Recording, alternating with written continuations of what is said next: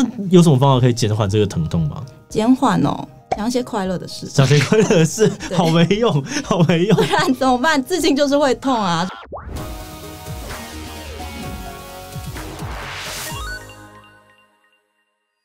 Hello， 大家好，我是志祺，欢迎回到神秘职业大揭秘。那这个世界上面有各式各样的职业，有的我们或许常听见，但其实不太知道他们都在做些什么。而这个系列就是为了想要满足这个好奇心，所以找来了很多在做有趣工作的人。而今天我们的主题就是刺青师，那我也找到了我的这个刺青师呢，兼我的小学同学王静，来跟我们一起来谈当刺青师的3年苦辣。有观众朋友是在帮公司品牌或者是各种机关单位做社群行销的吗？在行销的时候呢，如果要传递一些比较抽象、复杂或是沟通比较专业的讯息，用实拍影片的方式容易有各种限制。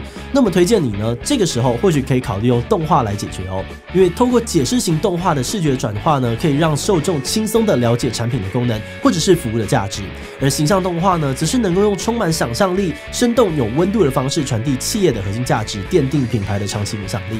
那不管是什么类型的专案，我们的简讯设计团队呢，都能够提供完整的客制流程，从前期的企划到视觉策略、实际执行，我们都会帮忙一条龙的规划，量身打造最适合你的动画素材。而此外，如果你还有其他不论是像是 logo 动画、频道片头，或者是任何动态制作的相关需求，也都欢迎来信洽询哦。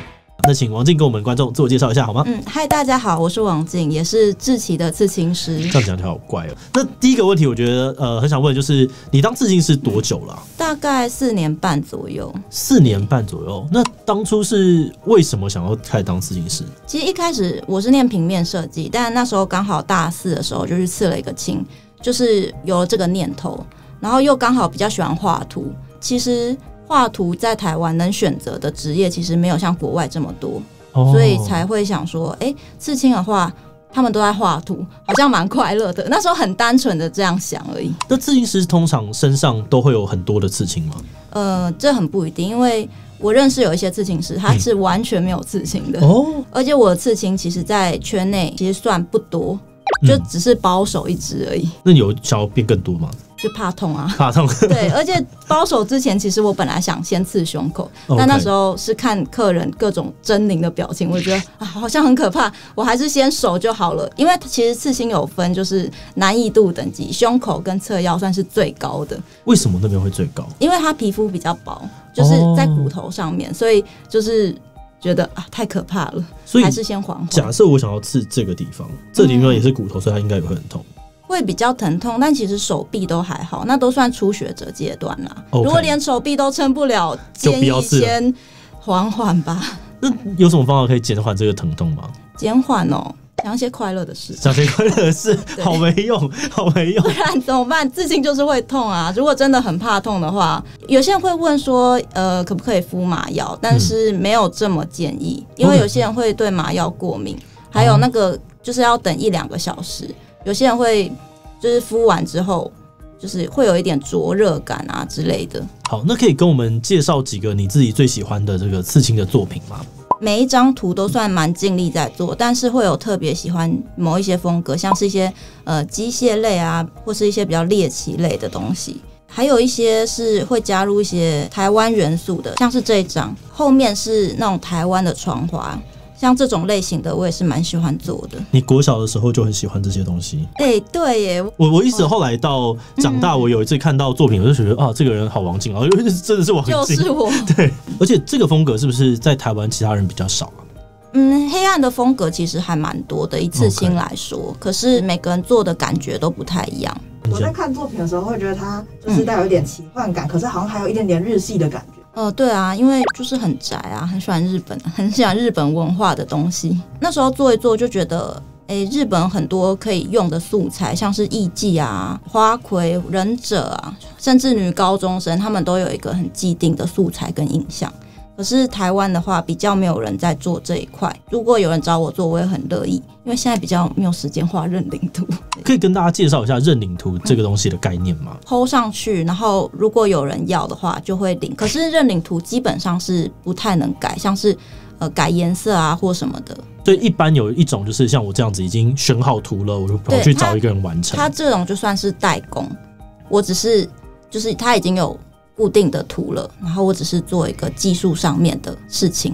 然后另外就是你们作为创作，你们已经把它画好了，然后等大家说，如果你喜欢的话，我可以把这个东西对对对，那个叫认领图。然后还有一个是客制图，就是去讨论说，我想要什么主题啊，然后刺在什么位置啊，这种就是叫做客制图。我们可以挑一张来介绍一下，一些比较难刺的地方。因为我觉得一般人可能看到刺青，他就觉得不就是颜料把它放上去？那有哪些技巧它是比较难的？可不可以跟我们介绍一下？我其实以前也是这样觉得，就是以为在皮肤上画图，然后看别人刺也好像觉得很容易，就是有转印稿，那我就是描着线就好。但其实完全不是这回事。我觉得最难刺的是脖子啦，脖子这边就是皮肤很软嫩然后很薄，然后它跳动的幅度比较大，然后加上刺青我只有一个角度，我总不可能跟他头放在这，我这样刺，所以我都是在旁边，所以我只有一个角度可以画。那可以跟我们介绍一下，就是如果要刺青的话，有哪些是一定需要的工具吗？当然是机器一定是需要。好，那我们来介绍一下现在上面的这些工具好了，好吗？像这个是马达机，这是线圈机 ，OK。然后还有转印胶跟滤罩。滤罩是什么？有点就是皂类。它就是可以把你皮肤看更清楚一点，因为刺一次上面都会卡墨，然后我们就会擦一下。然后我自己个人刺人的时候会用湿纸巾，只要能擦干净就可以。这两个是电工，就是供它的这台发动。了解。然后这边就是不同的头，对，不同的针，它们分别有什么差别呢？就是这3支针绑在一起，然后这7支针绑在一起，绑成一个圆，所以我们会叫它圆针。然后这个是一排的。就是7个绑成平的这样子。假装我们要做全背的图，我们就会需要比较大排数的针，因为你用小排数我在那边涂的话就会很久，有点像画笔的，就是尺寸大小。对对对对对。那我看到这个电工上面它有数字，那个数字是代表什么？数字代表它的速度，就是有时候你不想要这么快，或是你想要慢一点的话，就是调上下。这个是什么？怕它滚走对，把它固定住的。然后脚踏的话不一定，但是会比较方便，它就是启动它的开关。然后我们印了几张转印稿，这边对，有那个黄臭泥，就是你们的吉祥物，还有志奇七七的 logo， 然后还有王虫跟雷姆。然后想说带来让志奇试试看，那我们就来试试看吧。我很久没有刺人工皮，因为跟人皮差太多了。教我的人他们都是练猪皮或是直接刺人，那种乡下的阿迪亚直接就是他们不怕刺不好的那种。对，我通常会绕到颈后，因为它比较不会妨碍到。懂。好，所以就直接这样子 OK， 先沾了之后 OK， 所以发动了之后沾，对，然后要抹一点凡士林。为什么要凡士林？它墨就不会喷起来。 OK， 对，然后确定的位置之后，好，就跟着走，那就可以擦掉，看一下说，有没有走到这样子。不难啦。好像目前这边看起来不难，对，看起来不难。好，我要来刺蚊虫。好，所以我这样子我应该是要从侧面吗？直的。我刚没有抹凡士林掉。那可以擦一下，就是有点难，因为它会震动，你不好操控，对不对？你看这边，你抹开来看，其实它没有刺到啊，它都没有刺到这边，它是没有刺到，它力道，你说这边吗？你力道不一样。OK， 所以你这边比较深，这边比较浅，所以它变成说这边就是没有，你擦干净，其实这边是没有东西的。所以我还要再更进去一点点。对，它是要像这样子很实的黑色，你的黑色就是虚，比较虚。这样就是有真的刺进去了，有刺进去。OK， 只是刺很丑而已。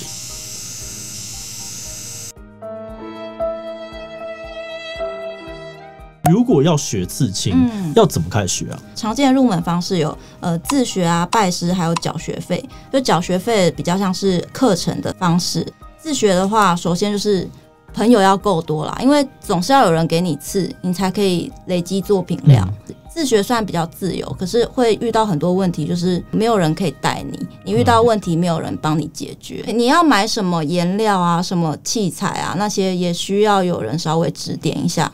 我我一开始也是买了一堆垃圾回家，所以有人指点是很重要，所以最好是找在业界已经有多年经验的人询问是最好的。但最大宗的就是拜师，就是刺青店当学徒，大家最常听到的。但是就是建议那个钱啊要存够，存款就是很重要，因为当学徒大部分啦是没有薪水的，但是我们还是要支付生活费啊，然后房租啊，所以很多人就是会一边当学徒，然后一边兼职。像这样子在当学徒的时候，他大概是每天要去多久，然后以及他可能要多长的时间呢？就是一般上下班啊，就一般上下班，所以就是他8还是有小时，固定的时间。那要大概多久？大概1年、2年、3年？有可能会1-2年，所以你要想说那1-2年就是没有收入的状态，所以很多人就是可能刺青店1点上班或3点上班之前，他就会先去有别的工作，先去有别的打工来维持生计，这样子前期就是蛮辛苦的啦。可是去店家的话，有人可以带，然后也比较不用担心说客源的问题。店家如果有名气的话，然后或是师傅的客人，他会介绍给你，会慢慢累积自己的客人，这就是店家的好处啦。然后自学的话，就会比较担心说没有客源啊之类的。课程上面的话，也是要存钱，都是要钱嘛，要学一个技巧就是要钱，这是真的。对对对，因为课程其实不便宜啦。但是他也不一定说我现在可以马上就学到技术，就是很密集，它是很密集的那种，算是一个课程班。它主要是在讲说那个刺青的知识，还有操作的观念，主要是这2点啦。那你自己是哪一种？我自己是半自学的就是算蛮幸运遇到有人带我这样子，好像就是 A 朋友教我怎么割线，然后 B 朋友教我怎么打雾这样子。对，算是蛮幸运的。他们就是很佛系的，完全没有跟我收任何东西，学费或什么的。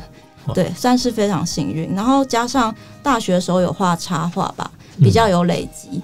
然后那时候有一些勇者就自告奋勇说：“我可以给你刺。”其实我也不认识他，就是一开始就可以刺到自己的作品，算是非常幸运。好，那再来可以跟我们分享一下，就是通常会怎么计算一个刺青的价格吗？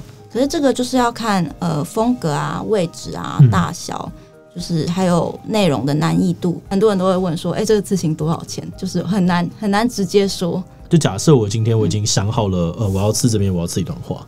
那我是就直接过去跟他讨论。对对对，不太清楚对方怎么计价的话，一定要先问，因为有些刺青师是以小时计算，大图的话是以趟数计算的，然后有些是以图面计算，就是这张图大概那个范围会给你一个报价的范围。想要去刺的话，就是先问，问了他就会跟你讲说，我认为这个东西大概在多少的 range 之类的。直接问刺青师就好，不要一直就是问其他朋友说你这刺青多少钱，因为每个人的报价真的是不太一样。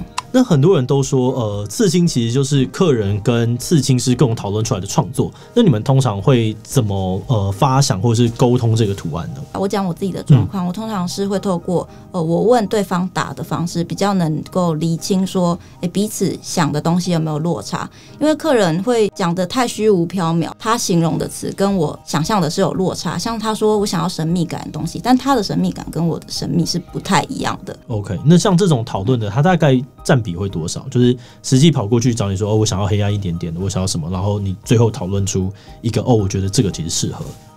我的情况是大部分都是这样。大部分都是这样子。对，代工的还是有接，这种就是赚钱啊。还是建议大家就是现场讨论会比较好，因为我们都会先画一个大概的配置图。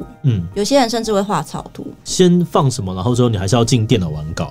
然后之后再把它转移上去，还是你就直接当下开始创作？有些刺青师当下，可是我是大概的配置而已，就跟他说，这样你可以接受吗？然后大概多大，有可能会转到这边这一面这样子。有些人会想要刺动漫人物，或是可能会拿别人的图来刺，那这样子会有版权的问题吗？会有版权问题啊。那客人如果拿其他刺青师的图找我刺的话，我是不会接啦。违反著作权之外，是那个业界大忌，会被延上的。如果是其他设计师或插画家的作品的话，我就会请客人先得到授权。像是我之前有接那个香港加油，我就请他跟那个设计公司说，然后得到授权，我才会接。或是有个绘本小王子的那个也是得到授权之后我才敢接。那动画漫画这个算是比较灰色地带啦，就是它跟原作品没有利益冲突，但因为毕竟要真的够爱才想要带在身上一辈子嘛。可是以法律层面来说，这还是违法的。所以走二创比较不会有这个争议性的问题。对，我就要我刺王虫什么的，我也是想很久，目前应该是不会刺啊。会吗？对，我要想很久啊。你不是对他有爱吗？我有爱啊，但也不用想要就是把它刺在身上。因为你之前就有问我说什么动漫保守什么的，我想说应该整个会摘出来吧。我之前是想过说就是一格一格的，但我后来觉得我看了很多人的动漫相关的事情之后，我就觉得这好像不是我要的，我好像比较喜欢还是这种比较偏符号型的东西，或者是文字型的东西这样子。对，有做功课不一样。我会刺了才想说糟糕，我好像应该选另外一个方式。对，我觉得好像还是要找自己真的喜欢的，毕竟你真的要就是带他带一辈子了。对对，他会跟你入棺材，完全会哦。那你自己帮这个客人刺青的时候，你会有一些特殊的习惯或是规矩吗？我有一个系列是客人是完全交给我，就是他完全信任我，然后他就是只有讲说他的人生经验啊，然后发生的什么事情，然后我再把这些文字转化成图像。这张其实是客人精神状况不好，想要一个新的转变，我就询问他说：“你是想要跟过去的自己共存，还是摆脱过去，还是安慰过去的自己？”他说他想要安慰过去的自己，所以我用了一个拥抱的意象，这样子。他打了非常多的文章，我主要是就从文章的文字之中，看他想要表达什么，然后再把它转成画面。就这个要非常相信我，因为他完全没有讨论到任何画面的事情。那这个客人只跟我说，他个性就是慢熟，很怕生，就是像猫，比较不想被人家打扰，所以我才用这个方式。他讲得很模糊啦，我就有跟他说，那你要真的相信我，因为我画出来了就是那样。这样客人跟我说，他成长过程很不顺利，然后很害怕孤单。然后中间落落长打了很多自身的问题，但最后他有说希望成为一个更好的自己，所以我才做了一个人在黑暗中飘向光的感觉。他只有指定说他要某一种花，他连人物要怎么样他都没有说，但他做完他看到他就觉得很感动。像这个系列一定得面对面谈，所以有时候还是一个气场跟缘分的问题。像这个客人他就找了很多间，大概他跟我说8、9间店吧，可是因为他形容的太虚无缥缈了，所以大部分店是不会接的。我说其实这很正常，只是我有一个这个系列，如果你愿意相信我，给我机会的话，可以考虑看看。好有趣哦。好，之后看看。OK， 那你有遇过就是很雷的客人吗？就是很好奇是怎样的状况对于你们来说会是雷的？要认知到自己皮肤是会代谢的，它不是像是印表机印出来的 A4 纸。它久了一定会有一点点晕开，然后每个人的体质状况不同，那晕开的程度不太一样。就是很介意的人，那最好不要去刺青，因为刺青师技术够好，他还是一定会晕开。第二个就是希望大家心态要坚定，就是明明自己要刺青，但是一直拿图问朋友说怎么样子，对。然后亲朋好友整个家族都加进来讨论的时候，请刺青师改一下这个，改一下那个，对，所以就演变到最后，就是刺青师很多都是刺的当天才看图，真的会蛮困扰的。对，而且是明明就是刺在你身上啊，就是你得到别人的想法，其实都不重要，重要是你自己怎么想，内在价值要兼顾一点点。对，就是要想清楚，然后不要一直被别人左右。OK， 然后第3个就是要好好听刺青师的话，就是刺青前不要喝酒，然后刺青后不要去海边，不要泡温泉，就是就不要做，因为有些人就是我也不知道该怎么讲，因为做了那些事情也不只是就是毁了自己皮肤，也是毁了刺青师辛苦的作品啊。这3个东西分别会带来什么影响啊？第一个喝酒的话，它有可能包在里面就会发炎对，然后刺青前喝酒的话比较会出血，然后如果那天是做彩色，就会2个人非常痛苦，他也会可能比较痛，然后刺青师非常难上色。为什么彩色会特别痛苦？血流的状况可能会影响到刺青，时间可能会拉更长，或是比较难入色。那因为你刚刚讲的是彩色，就是黑色跟彩色的差异是什么？彩色的话有些色粉它需要放下它才会浮出来，而且它的血比较多，等于是我看不太到下面的状况。其实黑色也会啦，对，只是彩色就是更明显。了解。然后再来是去海边，就是海边晒伤。晒伤之外，海边其实蛮脏的就是风沙什么的。你带伤口去，你不会累残，然后跑去海边。有些客人会说：“我没有下水，我没有下水哦。”可是我说海边很脏啊，然后你不要就是问我说为什么发炎，因为你就去了。我觉得这个好能想象哦，就是自己跑过去，然后要怎么讲，大家都没有说，这是一个伤口，我结束应该要好好的休息。对，大家都会觉得这是一个图，然后很想赶快出去炫一下。最后有泡温泉。一样的意思。对，好，一样的意思，就是你就把它泡进去了，那当然一定会爆炸。对，会爆炸，所以就是还是乖乖等伤口修复期，大概1个月到1个半月，最安全是1个半月啦。要这么久？1个月其实差不多了，但是它上面还是长新皮的状况，所以还是最保险起见就是1个半月。了解，我自己应该算蛮乖的，我有蛮乖的。有你比较焦虑一点，因为第一次刺青吧，你就会传那个照片问我说：“这样正常吗？”对啊，我想说，不是应该要问一下吗？因为那时候看起来超奇怪的，那时候就是可是是好事，是好事，因为有些人会不好意思密刺青师说，就是怕打扰到他，然后结果一直问朋友说：“这样你觉得正常吗？”朋友怎么会知道？然后刺的手法也不太一样啊，所以还是要问自己的刺青师。那再来可不可以跟我们分享一个，就是你觉得最有趣或是最感人的刺青的故事？其实蛮多都蛮感人的，因为客人来这边很多都是发生一些重大事件才会来，不管是战胜自己的疾病啊，或是宠物过世啊，或是父母留给自己最后一句话这样子，然后就是变成一种记录人生的方式。我的好像都没有，糟糕，没有啊，那是喜好啊，那也是代表自己够喜欢才会刺在自己身上。我那时候刺完之后，我回去，然后我妈跟我爸2个人在装没事，就是一直刻意的一直在看，然后但是都略过。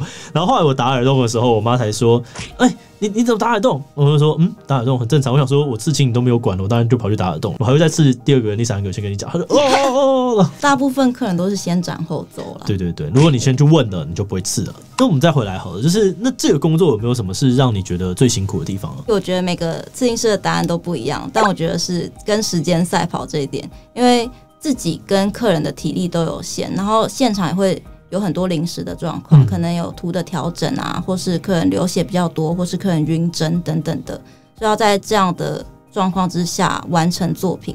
然后还有客人有可能不是就是住在台北这样子，所以如果是外县市他还要赶车，所以我们会有时间压力。我自己就觉得说应该不会那么久，但实际上就是蛮久的。光转印我们就转了五六次吗？我们应该转了超级多次。那你觉得这份职业你会一直做下去吗？目前会继续做下去，但其实未来很难说，有可能发明什么永久性的那种纹身贴纸啊，贴上去就一辈子，那我可能就失业了。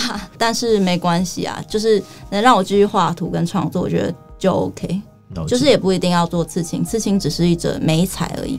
那我觉得社会上面可能还是会有蛮多人对刺青这个东西抱有一个负面的观感，甚至可能会因此比较不认同你的职业。那你对于这些声音会有什么想说的吗？负面观感我觉得是可以理解啦，就是确实以前环境很常跟黑社会啊做连接，但随时代越来越开放，然后做刺青的人也越来越多，然后现在跟以前刺青课也很不一样了。所以我相信这个观念会慢慢消失，可是世界上本来就有很多事情不一定是会得到别人认同的啦。对，自己调整好心态，开心过日子最重要。对，他不喜欢是他的事，或者是他有负面观感那他的事，那你看到我不爽你自己消化，因为我没有要管你哦 ，sorry。这不局限于刺青啦，就是很多像你打耳洞也是。对啊，就是你不喜欢，那你去消化你的情绪，我过得很开心。对啊，就是基本上。但我觉得这个是一个心态的学习啦，就是你要先觉得我已经有勇气这样去面对了。我觉得也不用大家听到这边觉得说我好懦弱，怎么我没有办法面对，那就是真是还没走到那个点而已。好，那今天真的很谢谢王静跟我们分享这么多精彩内容。那大家如果喜欢今天的影片，也别忘了把影片分享出去，或者是点击这个地方看更多的神秘职业访谈。那今天这一期就到这边告一段落，我们就明晚再见喽。